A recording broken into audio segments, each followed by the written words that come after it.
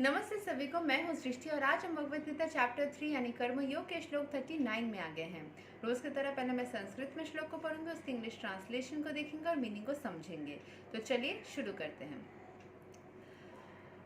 अवृतं ज्ञानम् इत्येना ज्ञानिनो नित्या वैरिणा कामारूपेणा कौन्तेया दुष्पुरेणानलेना च.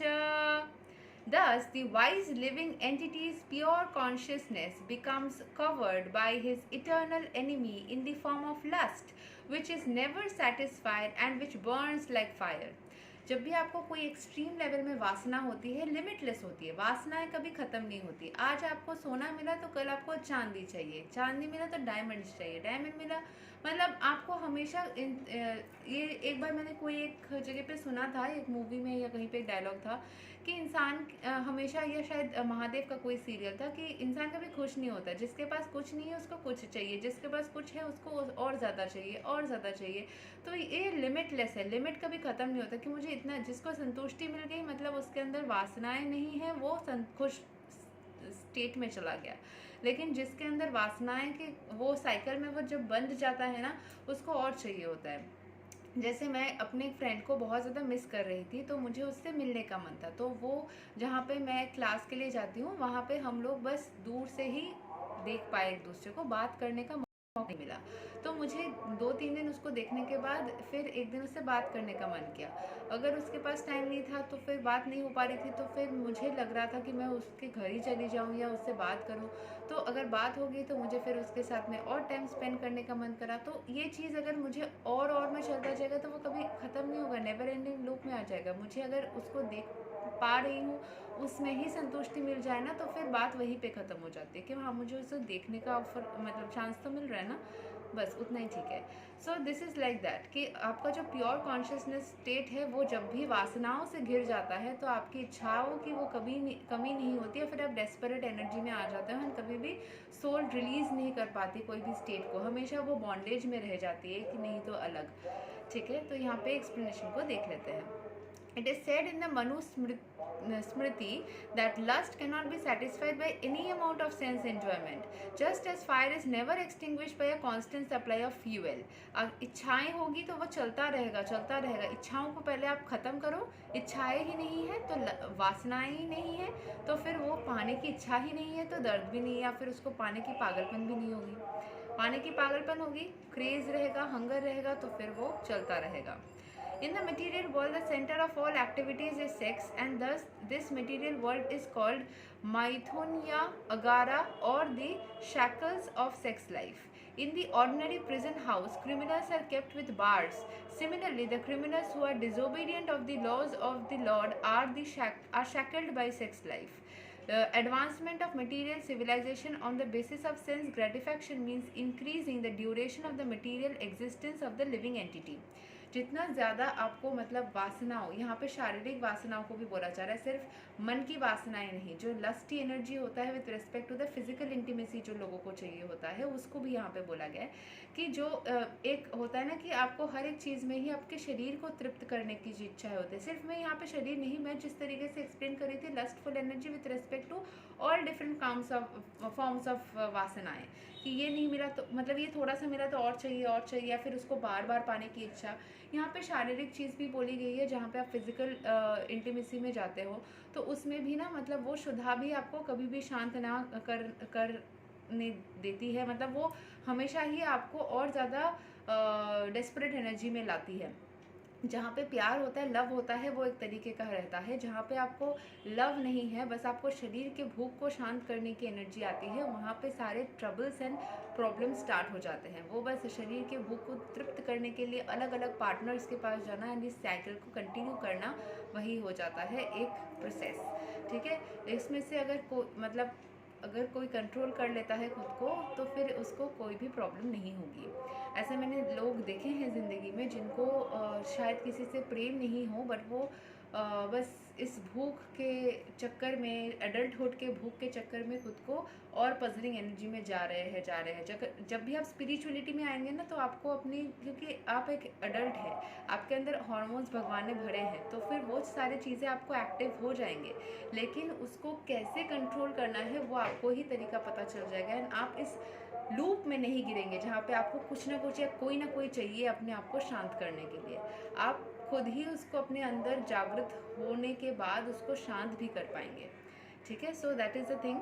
Advancement of material civilisation on the basis of sense gratification means increasing the duration. जब भी आप ज़्यादा चाहते रखेंगे, ज़्यादा दिन आप पृथ्वी में रहेंगे, यहाँ पे जैसे बोला जा रहा है, मटेरियल एग्जिस्टेंस आपकी बढ़ जाएगी एंड आप इस मटेरियल बॉन्डेज के साइकिल्स में भी ज़्यादा दिन तक रहेंगे।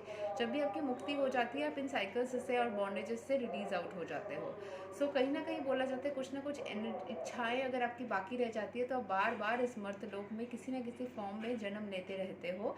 जब भी आपकी इच्छाएं ख़त्म हो जाती है, आपको कुछ भी नहीं चाहिए होता है, तब आप इसमें वापस ना आके स्वर्ग लोग यानी कि ईश्वर में सम्मिलित होते हो, यही बोला जाता है। सो मुश्किल है यंग एज में इस चीज़ को कंट्रोल करना, बट यंग एज से या जितने जल्दी कोई भी चीज़ को शुरू करेंगे ना कहीं तक पहुंच ही जाएंगे। जितना लेट शुरू करेंगे उतना समय बर्बाद होगा। तो कोशिश करिए जितना जल्दी हो सके खुद को इस जर्नी में शामिल करके खुद के अंदर के जो ये उथल पुथल है उसको जितना हो सके शांत करने की, ताकि अंत तक भला ही हो जाए खुद का एंड अपने आसपास के लोगों का। So therefore the lust is the symbol of ignorance by which the living entity is kept within the material world. While one enjoys sense gratification, it may be that there is some feeling of happiness, but actually the so-called feeling of happiness is ultimately the enemy of the sense enjoyer.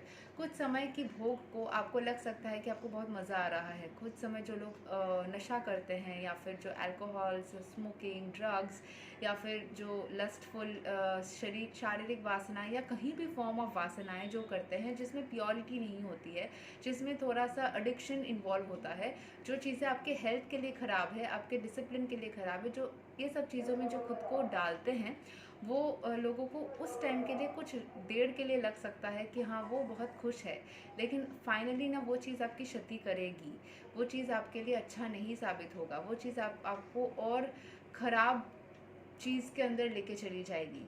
And कहीं ना कहीं मैंने ये पढ़ा था, मुझे नहीं पता ये कितने हद तक सही है, जो बहुत ज़्यादा स्पिरिचुअल लोग होते हैं ना, उनके साथ में कभी ना कभी एक बहुत ज़्यादा इस नेगेटिव इग्नोरेंस वाले स्टेट में या लो वाइब्रेशन एनर्जी के लोगों के साथ उनकी इंटरेक्शन होती है। शायद भगवान इस high vibrational source of energy के साथ में इस लो वाइब्रेशनल सोर्स ऑफ एनर्जी को मिलाते इसीलिए है ताकि वो लोग को भी ऊपर खींच पाए। और ये टेस्ट भी है हाई वाइब्रेशन वालों के लिए कि कहीं क्या वो सच में हाई वाइब्रेशन है या लोग के साथ में आके वो अपने वाइब्रेशन को लूज़ करें। तो एक तरीके से एक एग्ज़ाम भी है, negative energies and positive energies के इंटरेक्शन दोनों का ही एक चैलेंज है, एक एग्ज़ाम है, और दोनों के लिए ही एक मौका है कि एक दूसरे को वो मदद कर सके।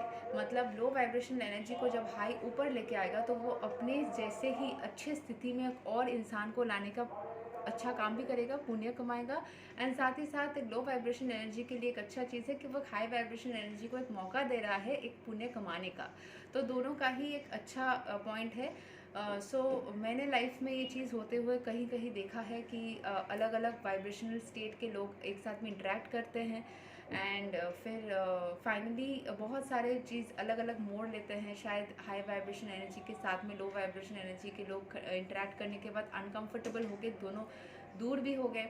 सो I just pray to lord Krishna कि सभी को वो सही राह दिखाए, मुझे भी दिखाए, बाकी सब जो इस वीडियो को देख रहे हैं या नहीं भी देख रहे हैं सभी को सही राह दिखाए, ताकि वो जिस किसी भी स्थिति में है, ज़िंदगी के जिस किसी भी मोड़ पे है या जिस किसी तकलीफ़ से भी गुजर रहे हो, वो अपने हाई वाइब्रेशनल स्टेट को, अपने प्योर फॉर्म को हमेशा बरकरार रख पाए और सारी इग्नोरेंस वाले जो स्थितियाँ यहाँ पे मेंशन्ड है या नहीं भी है, जितने भी इग्नोरेंस वाले स्थितियाँ हैं उनको खुद से दूर रख पाए एंड खुद हमेशा प्योर स्टेट में रह पाए, चाहे वो ड्रग्स की एडिक्शन हो या अल्कोहलिक एडिक्शन हो, स्मोकिंग हो, लस्टफुल एनर्जीज, किसी भी फॉर्म ऑफ एनर्जी हो, उन सब से खुद को दूर रख पाए। इसके अलावा भी जेलसी, गुस्सा, और भी जो जितने सारे एनर्जीज होते हैं सारी चीज़ों से खुद को दूर रख पाए एंड सिर्फ और सिर्फ प्योर लविंग स्पिरिचुअल एनर्जी में खुद को कवर कर ले। यही मेरी दुआ है। यही इसी के साथ में हम श्लोक नंबर 39 को ख़त्म करते हैं और अगले वीडियो में मिलते हैं जहाँ पे हम श्लोक नंबर 40 को कवर करेंगे,